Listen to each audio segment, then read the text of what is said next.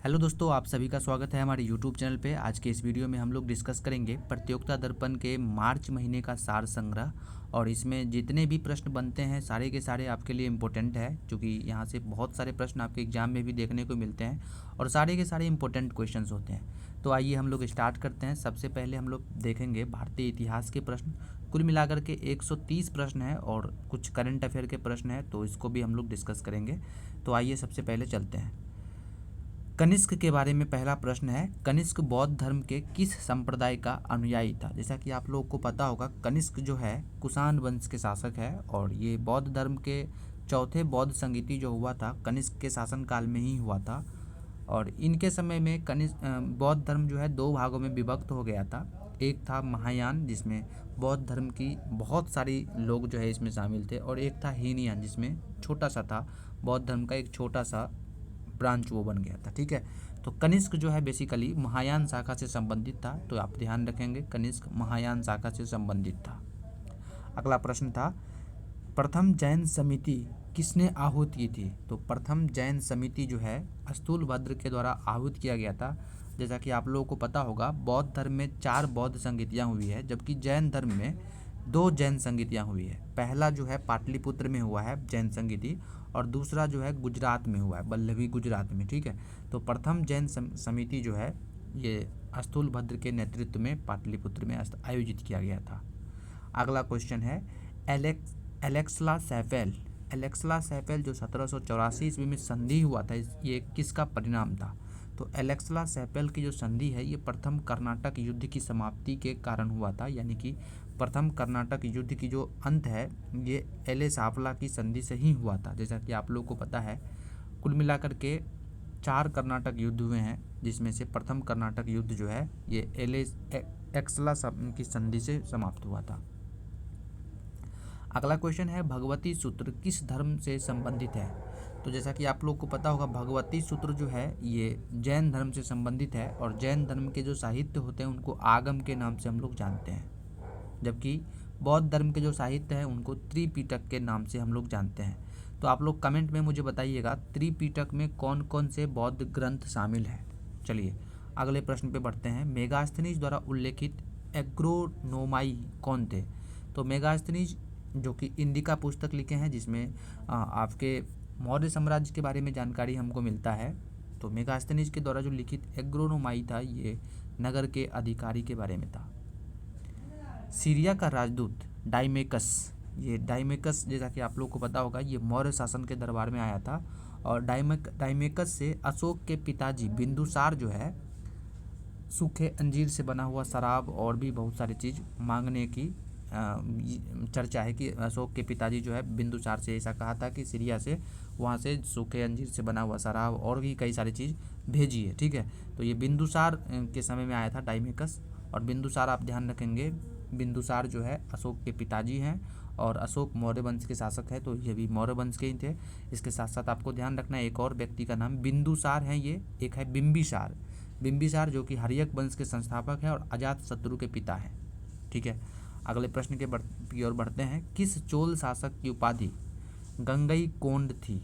गंगईकोंड जो है ये राजेंद्र चोल की उपाधि थी, और ये राजेंद्र चोल ने क्यों उपाधि धारण किया था, तो इसके पीछे एक रीजन है कि राजेंद्र चोल चूँकि दक्षिण भारत के कई सारे हिस्सों पर राज्य कर ही रहे थे, उत्तर भारत पे भी इनका जो है शासन स्टार्ट होने वाला था। ठीक है, एक्चुअल में ये उत्तर भारत के पंजाब तक, यहाँ पश्चिम बंगाल तक पहुँच चुके थे। ठीक है, तो पश्चिम बंगाल से इन्होंने एक्चुअल में गंगा नदी को सोचा कि गंगा नदी को यहाँ पे ले जाएंगे अपने राज्य में, लेकिन ऐसा कर नहीं पाए।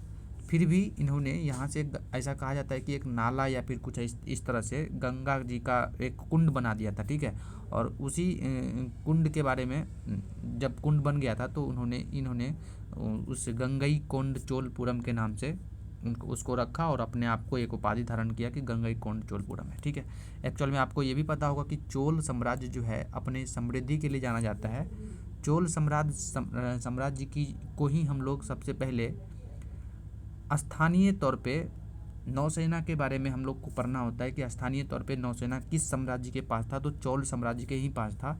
और जो स्थानीय स्वशासन के बारे में जानकारी मिलती है ये भी चोल साम्राज्य में ही मिलती है। ठीक है, इसके साथ साथ आपको ये भी पता होना चाहिए चोल साम्राज्य की जो राजधानी थी ये कहाँ थी और इसके संस्थापक कौन थे। तो इसके संस्थापक थे विजयालय और इसकी राजधानी आप मुझे कमेंट में बताइए, ठीक है। चलिए आगे बढ़ते हैं। और एक बात और ध्यान रखिए, चोल वंश के शासक जो है पहली बार विदेशों पर भी आक्रमण किए थे, श्रीलंका पर। कुतुबुल इस्लाम मस्जिद जो कि संभवतः भारत की पहली मस्जिद मानी जाती है और ये दिल्ली में स्थित है। इस मस्जिद का निर्माण कुतुबुद्दीन ऐबक के द्वारा किया गया था, ठीक है। अगला क्वेश्चन है, एलोरा का प्रसिद्ध कैलाश मंदिर किसने बनवाया था। तो एलोरा का जो प्रसिद्ध कैलाश मंदिर है ये कृष्ण प्रथम ने बनवाया था। अगला प्रश्न है, अलाउद्दीन खिलजी के आक्रमण के समय देवगिरी का शासक यादव शासक कौन था। यादव वंश की यहाँ पे शासन चल रहा था और यहाँ के शासक थे उस समय रामचंद्र। चलिए अगले प्रश्न की ओर बढ़ते हैं। ये भारतीय स्वतंत्रता आंदोलन से जुड़े हुए प्रश्न है जो कि आपके लिए काफ़ी इंपॉर्टेंट है। और अगर आपको ये वीडियो अच्छा लग रहा है तो आप इसे कमेंट जरूर कीजिएगा कैसा लग रहा है, ताकि हम लोग जो है पिछले जितने भी प्रतियोगिता दर्पण है उन सारे के कवर जो है मैं करने की कोशिश करूँगा। और अगर आपने चैनल को सब्सक्राइब नहीं किया तो चैनल को सब्सक्राइब जरूर कर लीजिएगा। चलिए, भारतीय राष्ट्रीय कांग्रेस की उदारवादी युग में भारतीय गोल्ड स्टोन की उपाधि दी गई है किसको। तो गोल्ड स्टोन की उपाधि दादा भाई नौरोजी को दिया गया है। और दादा भाई नौरोजी जो है ये आपको पता होगा कि grand old man of India के नाम से भी जाने जाते हैं और अंग्रेजी संसद में सदस्य बनने वाले पहले लोग भी हैं, ये पहले व्यक्ति हैं। दादा भाई नौरोजी रहनुमाई मदस्तियान सभा की भी स्थापना की थी, जो पारसियन एक धार्मिक सुधार आंदोलन था, उसके धार्मिक सुधार आंदोलन उससे संबंधित हैं। रहनुमाई मदस्तियान सभा के संस्थापक भी हैं दादा भाई नौरोजी। और उन्होंने पहली बार पॉवर्टी ऑफ इंडिया के माध्यम से भारत में प्रति व्यक्ति आय के बारे में भी बताया था, ठीक है। इसके साथ साथ आपको ध्यान रखना है दादा भाई नौरोजी जो है कांग्रेस नामांकन में बहुत इनका योगदान था, यानी कि कांग्रेस का नाम कांग्रेस हो इसमें भी इनका काफ़ी ज़्यादा योगदान था, ठीक है। चलिए अगले प्रश्न की ओर बढ़ते हैं। सुभाष चंद्र बोस ने स्वाधीन भारत की अस्थायी सरकार के गठन की घोषणा कब की थी। तो सुभाष चंद्र बोस 21 अक्टूबर 1943 को ये घोषणा किए थे। भारत की जनगणना 1891 में जनगणना आयुक्त कौन थे। तो ग्रेट थे जनगणना आयुक्त। जनगणना के विषय में आपको ध्यान रखना है, पहली बार जनगणना भारत में मेयो के समय में 1872 में हुआ था। और जब दशकीय जनगणना की बात होती है तो 1881 से लॉर्ड रिपन के समय में से लगातार जनगणना प्रत्येक 10 साल पे होता है। 1921 वाला जो दशक है इसको जनगणना का महान विभाजक वर्ष भी कहा जाता है, ठीक है। और अभी भारत का जो जनसंख्या है ये 17.5% जनसंख्या के साथ साथ भारत वर्ल्ड में दूसरे नंबर पे है, चीन पहले नंबर पे है। पूरे विश्व की 17.5% जनसंख्या भारत में निवास करती है। आगे प्रश्न की ओर बढ़ते हैं। भारत इंडियन ओपिनियन, जैसा कि आपको पता होगा इंडियन ओपिनियन समाचार पत्र जो है ये दक्षिण अफ्रीका में महात्मा गांधी के द्वारा चलाया गया था और इसके पहले जो संपादक थे ये थे मनसुख लाल नजर इसके पहले संपादक थे।